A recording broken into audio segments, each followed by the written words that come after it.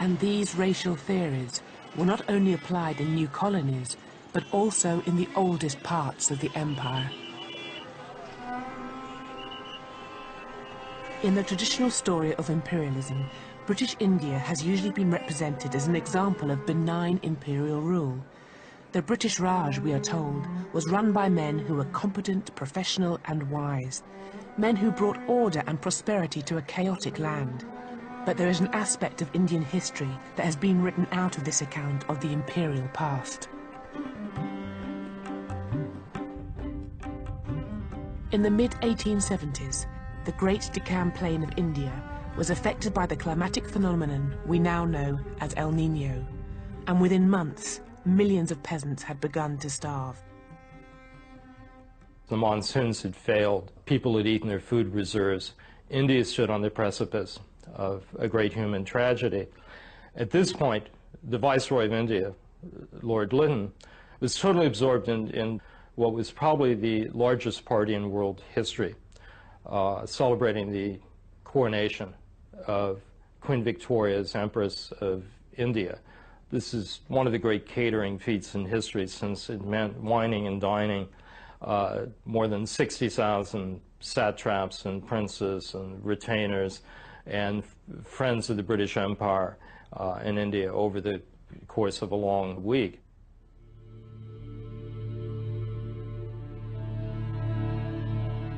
As Lord Lytton and the ruling elite of the Raj feasted at banquets and posed for official photographs, millions were slowly dying in the countryside, and the Viceroy justified his inaction with arguments gleaned from the social Darwinists.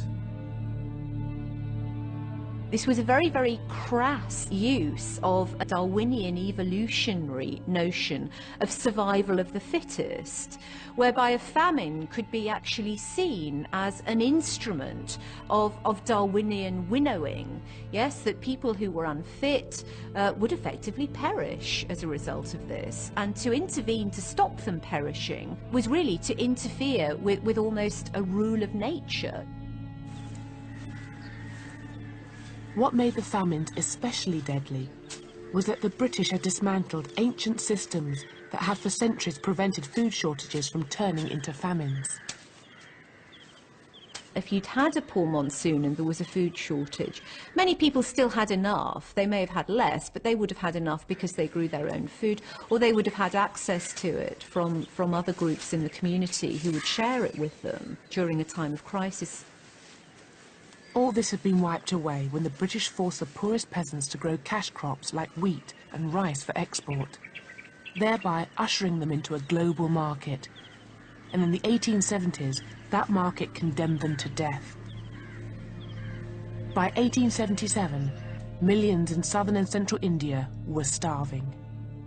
In desperation, parents sold their children for scraps of food. Many thousands committed suicide. And in some places, the people were forced into cannibalism. And all the while, the food that could have saved them was piled up on the docks of Madras, ready to be shipped to Britain and America. But to Lord Lytton, it was no more than an unfortunate byproduct of the iron laws of social Darwinism. If you read the letters of Lord Lytton, what is so striking about them is not simply their fanatical devotion to the market and market forces. It's not simply their parsimony and desire to spend as little as possible, but the enormous calm with which they accept the fact that millions of Indians would die, because these are Indians they believe are the useless part of the population, the poorest of the poor, people condemned to death by nature. When finally Lytton was pressured into action, his solution proved just as deadly as the famine itself. Lord Lytton sets up a system of outdoor relief that looks more like Nazi concentration camps than anything representing decent human charity. First of all, there's the obligatory test. You can't be relieved, that is, given a job or food within 10 miles of your residence. You must walk. And you must walk sometimes distances of hundreds of kilometers. and tens of thousands of people die in the course of that. Then you're put to work doing heavy labor, very heavy labor, breaking stone, working on the railroads, and you're confined then to squalid camps where your daily diet is in caloric terms less than that provided to inmates of Buchenwald and other Nazi concentration camps. They become literally and simply death camps. And perhaps worst of all, children were now too weak and small to do the necessary work. Children became the main victims of Lytton's cool-hearted policy.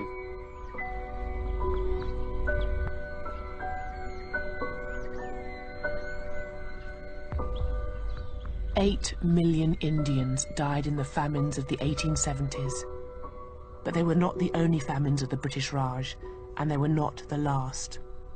Famines returned in the 1880s and the 1890s, and in all, almost 30 million Indians starved to death under British rule. A story airbrushed out of the glorious accounts of the Raj and the men who ruled over it.